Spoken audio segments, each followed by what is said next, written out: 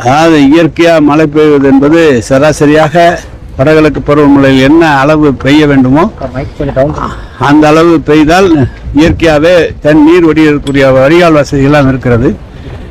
ஒரே நேரத்தில் ஒரே இடத்தில் குறுகிய நேரத்தில் அதிகமான அளவு மழை பெய்கிற போது நீர் தேங்கக்கூடாது என்பதற்காக முன்னெச்சரிக்கை நடவடிக்கைக்காக டிராக்டர்ஸு மோட்டார்ஸ் எல்லாம் ரெடி பண்ணி வச்சுருக்கிறோம், மக்கள் பாதிக்கக்கூடாதுங்கிறதுக்காக. நேற்று கூட பார்த்தீங்கன்னா 11 சென்டிமீட்டர் 12 சென்டிமீட்டர் அரை மணி நேரத்தில் பெய்யுது. அதனால தான் கொஞ்சம் சிரமமாக இருக்குது. எல்லாமே முன்னெச்சரிக்கை நடவடிக்கை எல்லாம் பண்ணிட்டு இருக்கோம். எல்லா இடத்துலையும் வாய்க்காலை தூர் எடுத்துக்கிறோம். மழைநீர் வடிகால் பணிகள் முழுமையாக முடிய போது 20 சென்டிமீட்டர் மழை பெஞ்சாலுமே தண்ணி நிற்காதுன்னு ஒரு அதாவது 20 சென்ட் ஒரு மக்கள் நல்வாழ்வுத்துறை அமைச்சர் சொல்லியிருக்காங்க, பார்த்தேன், நானும் பேப்பரில் பார்த்தேன்.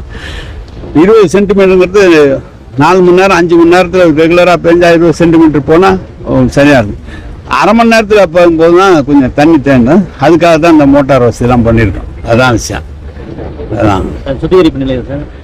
நாளைக்கு 20ஆம் தேதி இன்னைக்கு இந்த செம்பரம்பாக்கம் மாண்பு தமிழக முதல்வர் கலைஞர் அவர்கள் உள்ளாட்சித்துறை அமைச்சராக தளபதி இருக்கும்போது தான் இதுலேருந்து 240 எம்எல்டி 260 எம்எல்டி நீரை சுத்திகரித்து மாட்டு மக்களுக்கு இதிலிருந்து விநியோகிக்கப்பட்டது. சென்னை மாநகர மக்களுக்கு இப்போது கூடுதலாக மேற்கொண்டு 240 எம்எல்டி கூடுதலாக செய்வதற்காக குழாய்கள்லாம் பதிக்கப்பட்டு அதை தொடங்கி வைக்கிறார். ஆக செம்பரம்பாக்கத்திலிருந்து கிட்டத்தட்ட 240 500 எம்எல்டி ஒரு நாளைக்கு எடுக்கிறதுக்கு உள்ள வசதி எல்லாம் பண்ணியிருக்கோம். அதுதான் சுத்திகரிப்பு நிலையம்லாம் ஏற்கனவே அதுக்காக அமைச்சு கொடுத்துருக்குறாங்க.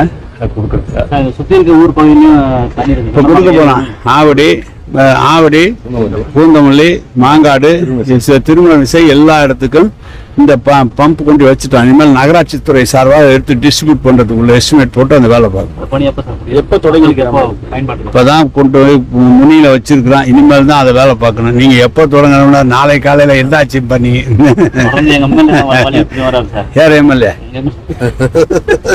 பூந்தமல்லி சொல்றாரு, திரும்ப சொல்றாரு, நல்லா உதவி பண்றாரு.